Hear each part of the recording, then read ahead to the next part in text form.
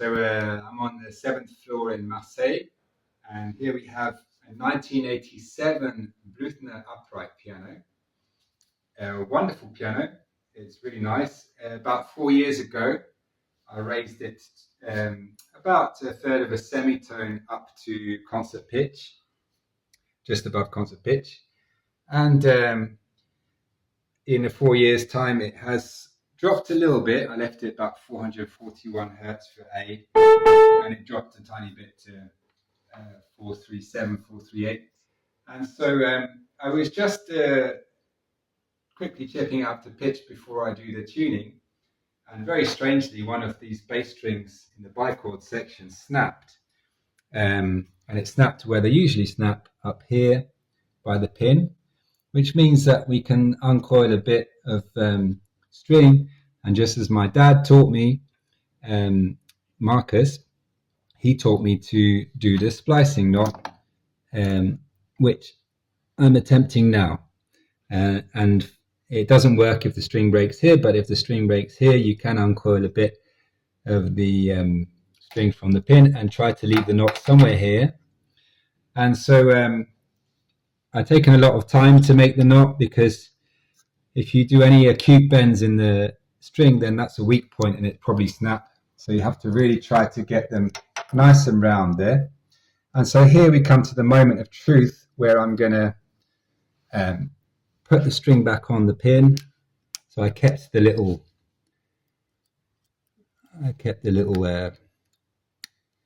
what we call them now. I'm learning French, all the French words for piano now. But someone's sending me a message.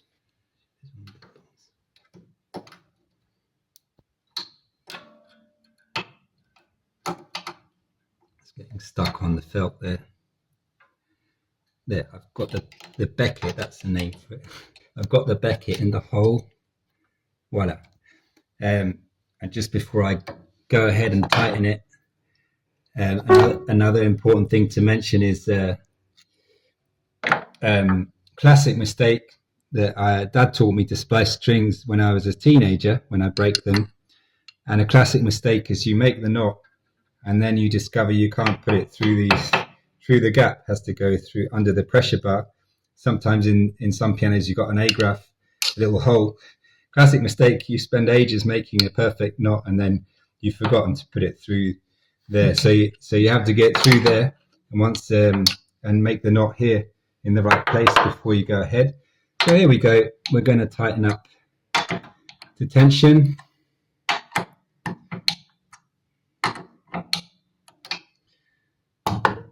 So far looks all right. I'm going to try and get this coil about where it's supposed to be. Sometimes I wind the pin out a tiny bit more than it used to be. In this case I haven't, but sometimes I do if I feel that the angle is changing too far. I just want to put the least possible stress on the string. I'll just squash the little Beckett in before I tighten any further, so that's all nice and flush. And then I will be checking at the bottom that the string is well seated where it's supposed to be. So it's the first bichord, which is just here,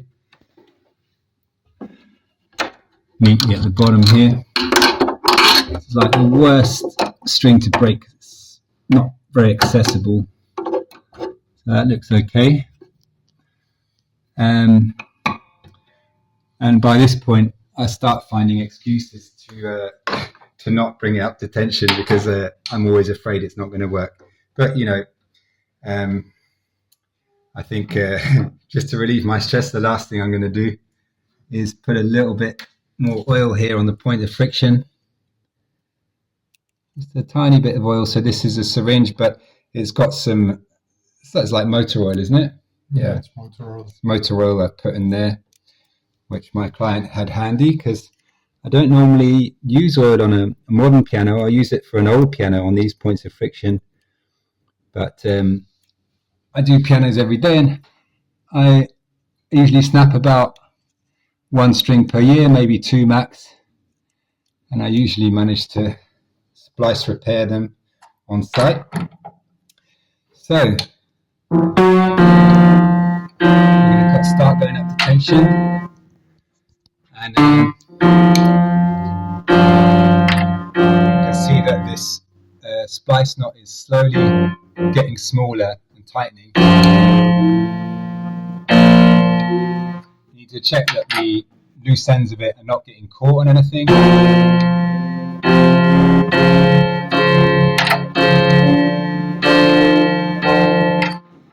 And so this is the most stressful point because we're almost there.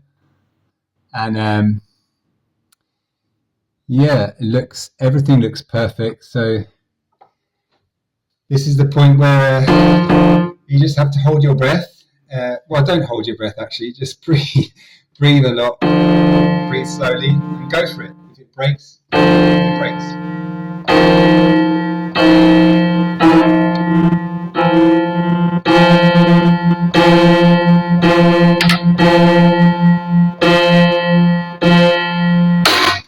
Oh, it didn't quite make it.